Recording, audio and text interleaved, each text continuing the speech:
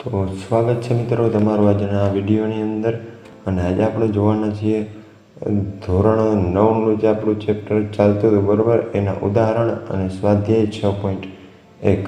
તો શરૂઆત કરીએ આપણે ઉદાહરણ નંબર 1થી, જેમાં આપણને એવું કીધું છે કે આકૃતિમાં રેખા PQ અને રેખા RS એકબીજાને બિંદુ Oમાં છેદે અને જો ખૂણો POR જેમ ખૂણો ROQ બરાબર 5/7 આપેલ હોય તો તમે તમામ ખૂણા શોધો. હવે આપણે અહીં જોઈશું કે આકૃતિની અંદર કે બે રેખાઓ છે, આ રેખા PQ અને આ રેખા RS એકબીજાના એ બિંદુ Oમાં છેદે. તો ચાર ખૂણા બને આપણે જાણીએ છીએ, અને ચારે ચાર ક્યાં હોય તો કે અભિકોણ હોય બરાબર. તો આપણે તમામ ખૂણાનું માપ છે એ શોધવાનું છે. તો અહીં આપણે કહી શકીએ કે અહીં ખૂણો POR વત્તા ખૂણો ROQ, એટલે આપણે આકૃતિમાં જોઈએ તો ખૂણો POR એટલે કે આ સાઈડનો ખૂણો વત્તા ખૂણો ROQ એટલે કે આ સાઈડનો જે ખૂણો છે એના બરાબર શું થાય તો કે 180 અંશ થાય. શું કામ તો કે એ બે રેખિક જોડના ખૂણા બનાવે એટલા માટે. અને આપણને ગુણોત્તર આપ્યો એટલે આપણે કીધું કે પરંતુ ખૂણો POR જેમ ખૂણો ROQ બરાબર તો શું છે 5/7 આપેલું છે. આપણી પાઠ્યપુસ્તક છે એમાં અલગ રીતે છે બરાબર, આપણે અહીંયા અલગ રીતે જોઈશું. અહીંથી જે કનેક્ટ થાય એ પાઠ્યપુસ્તકોની રીત. તો આપણે એવું કહીએ કે ધારો કે ખૂણો POR બરાબર 5x અને ખૂણો ROQ બરાબર 7x છે. તો આપણે શું કહી શકીએ કે તેથી 5x વત્તા 7x બરાબર શું થાય 180 અંશ. તેથી 12x બરાબર શું થાય 180 અંશ, અને x બરાબર 180/12 આવે એટલે આપણને xની કિંમત કેટલી મળે 15 મળે. તો પાઠ્યપુસ્તકમાં કેવું કર્યું છે તો કે આવી રીતના લખ્યું ખૂણો POR બરાબર સીધું આપણને કહી દીધું છે કે 5/12 ગુણ્યા 180 અંશ આ રીતે, પણ એ આવ્યું છે કંઈક આ રીતે બરાબર. જે આપણે અત્યારે રીત જોઈ આગળ જોઈએ આપણે તો ખૂણો POR બરાબર 5x હતું, તો એમાં xની કિંમત મૂકો તો મને PORનું માપ કેટલું મળી જાય 75 અંશ. અને ખૂણો ROQ જે 7x હતું બરાબર, એમાં xની કિંમત મૂકી દઉં તો મને 15 છતાં કેટલા મળી જાય 105 અંશ.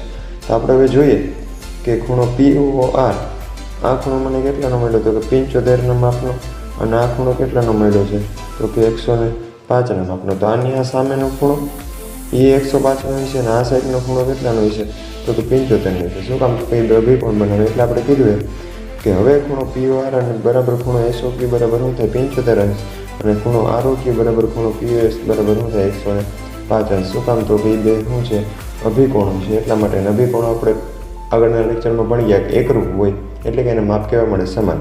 હવે આપણે આગળ જોઈએ ઉદાહરણ નંબર 2માં.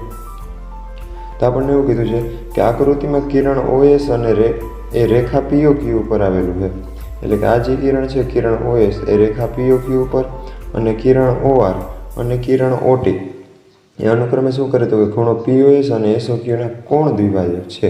એટલે કે OR છે એ કેનો તો કે POSનું, અને OT એ QOSનું જે કોણ દ્વિભાજક છે. અને જો આપણને POS બરાબર માપ આપ્યું છે x, તો આપણે ખૂણો ROT શોધવાનો છે. હવે સમજીએ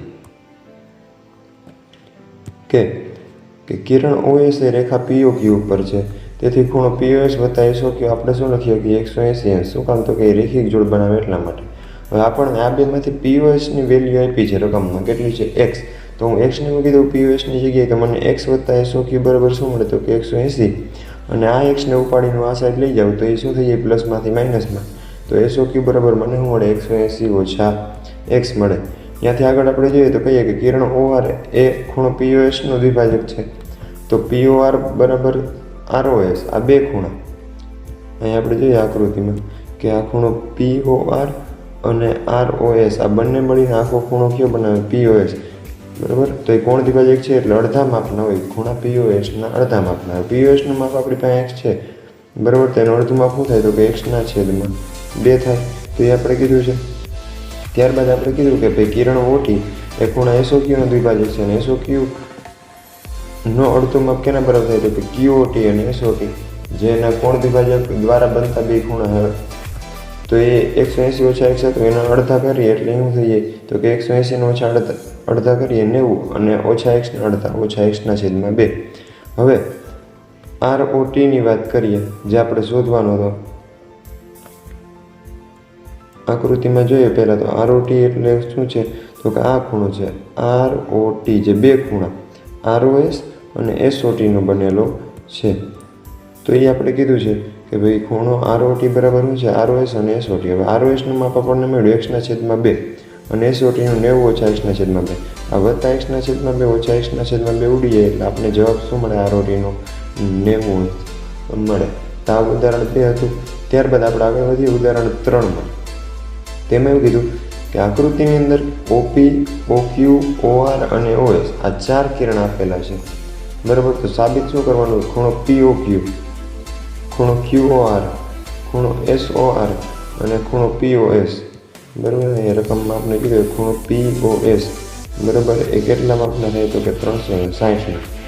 હવે આપણી પાસે જે આકૃતિ છે એમાં બીજો તો કંઈ સંબંધ મળતો નથી, પણ અહીંયા જે મેં આકૃતિ દોરી સોલ્યુશનની આકૃતિ છે. તમને રકમમાં જે આ જે કિરણ છે, કિરણ OT, એ આપેલું નથી રકમની અંદર, બરાબર. સોલ્યુશનમાં તો આપેલું છે.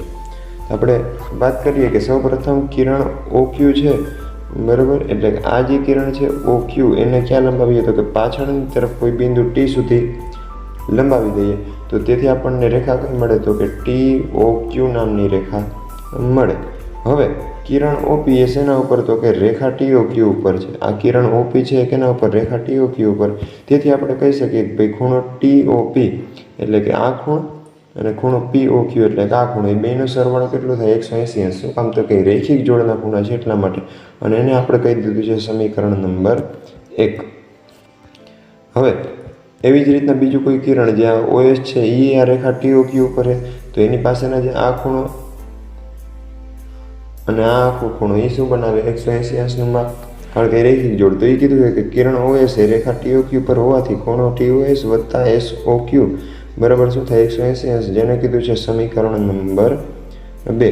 હવે SOQ એટલે તો શું છે, તો આકૃતિમાં આપણે જોઈએ કે ભાઈ SOQ જે ખૂણો છે આ આખો ખૂણો એ બે ખૂણાથી બન્યો, SOR અને ROQ. તો એ કીધું છે કે ભાઈ પરંતુ ખૂણો SOQ બરાબર શું છે તો કે ખૂણો SOR અને QR શું કામ તો ભાઈ આસન ખૂણો છે એટલા માટે એવું આપણે કહી શકીએ. અને સમીકરણ 2 પરથી આપણે શું કહી શકીએ તો સમીકરણ આ જે 2 હતું એમાં કિંમત મૂકીએ SOQની, તો TOS તો હતું જ, SOQની કિંમત શું તો કે ખૂણો SOR વત્તા ખૂણો QR એના બરાબર શું થાય તો 180 થાય, જેને આપણે કીધું છે સમીકરણ નંબર 3.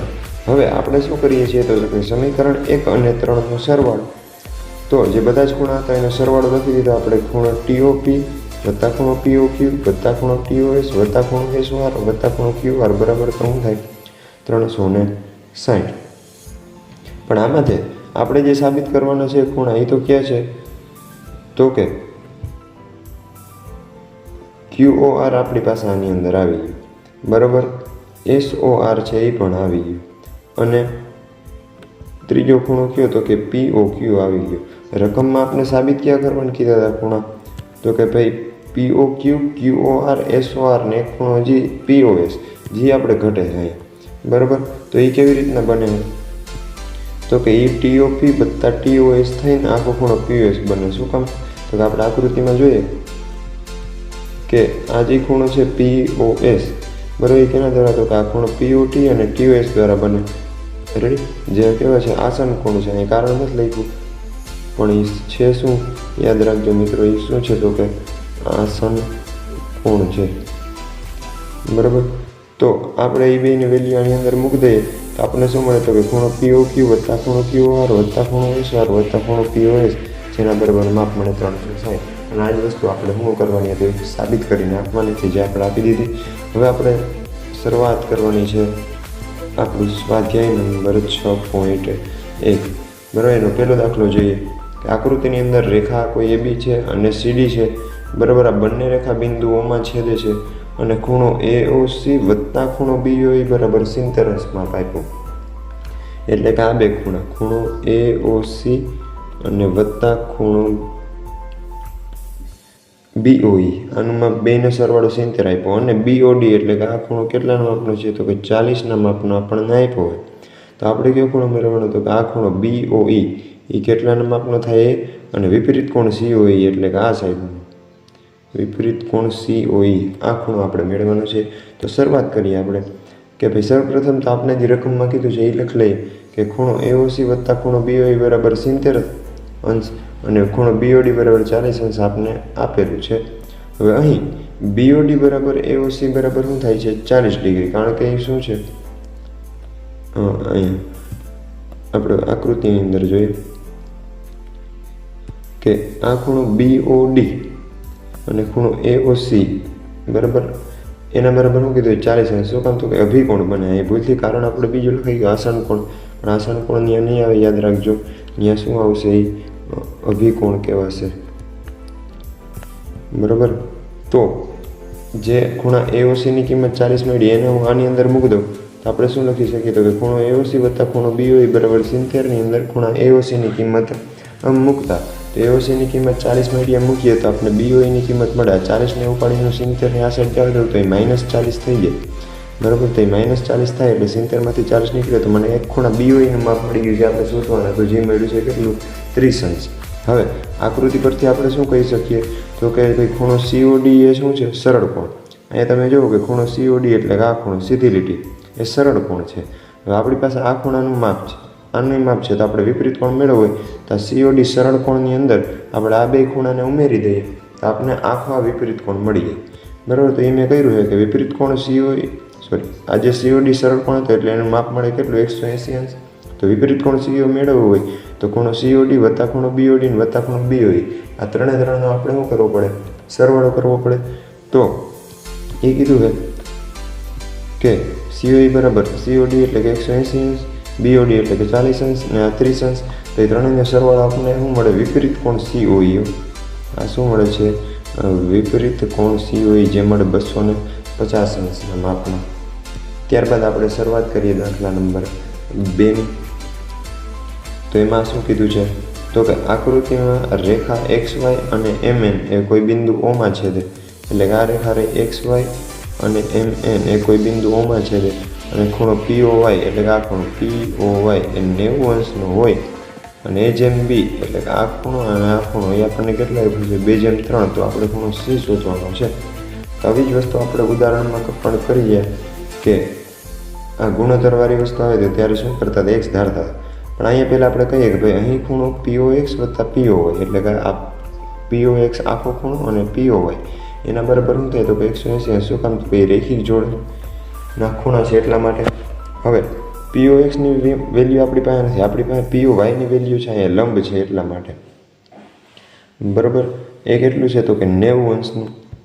તો POYની કિંમત મૂકું 90 અંશ તો એને બરાબરની આ સાઈડ લઈ જાવ તો 180 માંથી બાદ થાય અને આપણે ખૂણો POX બરાબર શું મળી જાય 90 અંશ જે આખો ખૂણો છે.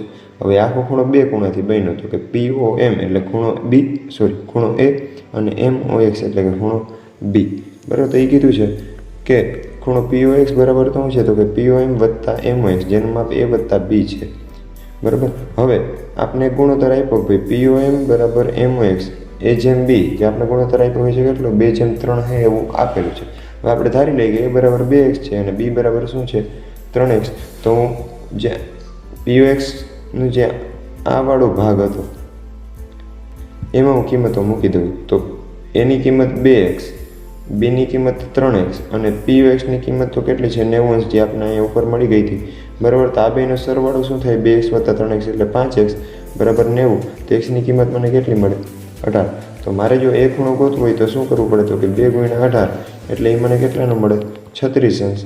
અને જે બીજો ખૂણો છે B એ 3x છે તો 3 × કેટલું કરવું પડે 18 એ મને કેટલું મળશે તો કે 54 અંશ જેટલું બરાબર. તો જોઈએ આપણે કે ભાઈ POM બરાબર 2x છે 2 × 18 એટલે 36 અંશ મળે અને MOX બરાબર 3x છે 3 × 18 એટલે કેટલું મળે 54. હવે આકૃતિમાં આપણે જોઈએ તો આપણે કયો ખૂણો ગોતવાનો તો કે ખૂણો C મારે ગોતવો હોય તો આ એક કોઈ રેખા બને એના ઉપર કોઈ આ કિરણ છે તો આ બે રેખિક જોડના ખૂણા હોય તો આપણી પાસે Bનું માપ છે થોડીક વાર પહેલાં મળ્યું તો આપણે Bના માપને 180ની ઓલી સાઈડ જવા દેવું તો આપણે ખૂણો Cનું માપ છે જો એ મળી જાય. તો એ કીધું ખૂણો MOX વત્તા ખૂણો XON બરાબર. C ખૂણાનું માપ XON છે એનું નામ જે 180 થાય. શું કામ તો કે રેખિક જોડના ખૂણા છે. હવે MOXની વેલ્યુ આપણી પાસે છે કેટલી છે 54 અને XONની આપણને રકમમાં આપી છે આકૃતિની અંદર દોરીને બતાવી છે C એના બરાબર 180 થાય તો 54 ને જવા દો 180ની આ સાઈડ તો એ માઇનસમાં આવી જાય અને C બરાબર આપણે કેટલું માપ મળી જાય 126 અંશ જેટલું બરાબર. તો આ તો બીજો દાખલો. ત્યારબાદ આપણે મિત્રો વાત કરીએ દાખલા નંબર 3ની, જે સાવ ઇઝી દાખલો છે. આકૃતિની અંદર PQR બરાબર તમને PRQ આપ્યું છે, તો સાબિત એવું કરવાનું PQS અને PRT થાય સમાન. આપણે આ PQR અને PRQ બે સમાન હોય, તો આપણે સાબિત શું કરવાનું હોય, તો કે આ PQS અને PRT એ સમાન હોય. બરાબર, તો આપણે તો સૌપ્રથમ રકમમાં આપ્યું લખી લઈએ ભાઈ PQR બરાબર PRQ આપણે આપેલું છે. હવે વળી આપણે કહીએ કે PQR વત્તા PQS બરાબર શું થાય 180, એટલે કે આ PQR વત્તા PQS 180. શું કામ, તો ભાઈ રેખિક જોડ બનાવે, જેને કીધું છે સમીકરણ નંબર 1. એવી જ રીતે PRQ અને PRT એટલે કે આ ખૂણો PRQ અને PRT એ શું થાય 180 માપનું. શું કામ, તો કે એ રેખિક જોડના ખૂણા છે. હવે આપને રકમમાં આપ્યું કે ભાઈ PRQ અને PQR સમાન છે, તો મેં આ PRQની જે વેલ્યુ છે, બરાબર, આ તો વેલ્યુ તો નથી આપી એવું ના કહી શકીએ વેલ્યુ, પણ એનું જે નામ છે એને મેં રિપ્લેસ કરી દીધું PQR થી. બરાબર, તે PQR વત્તા PRT બરાબર શું લખી શકીએ 180. શું કામ, તો કે પક્ષમાં આપણને એટલે કે રકમમાં કીધું છે, જેને કીધું સમીકરણ નંબર 2. હવે સમીકરણ 1 અને 2ને આપણે સરખાવી દઈએ. બરાબર, તો આપણને શું મળે, તો કે પહેલા સમીકરણની ડાબી બાજુ શું હતી, તો કે PQR વત્તા PQS. એવી જ રીતના બીજા સમીકરણની ડાબી બાજુ હતી PQR વત્તા PRT.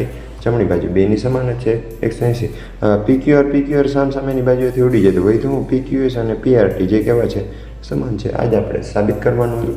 બરાબર, ત્યારબાદ આપણે જોઈએ દાખલા નંબર 4. આ સહેલો દાખલો કે આકૃતિની અંદર જો x વત્તા y બરાબર w વત્તા z હોય, તો સાબિત એવું કરો કે ખૂણો AOB શું છે, કોઈ રેખા છે. અહીં આકૃતિમાં તમે જોઈ શકો, ઝૂમ કરીને થોડુંક જોઈએ એટલે વધારે ખબર પડે કે આ રીતે આપણે આપ્યું છે કે આ ખૂણો x, આ y, આ w અને z, તો આ બેનો સરવાળો અને આ બેનો સરવાળો સમાન છે.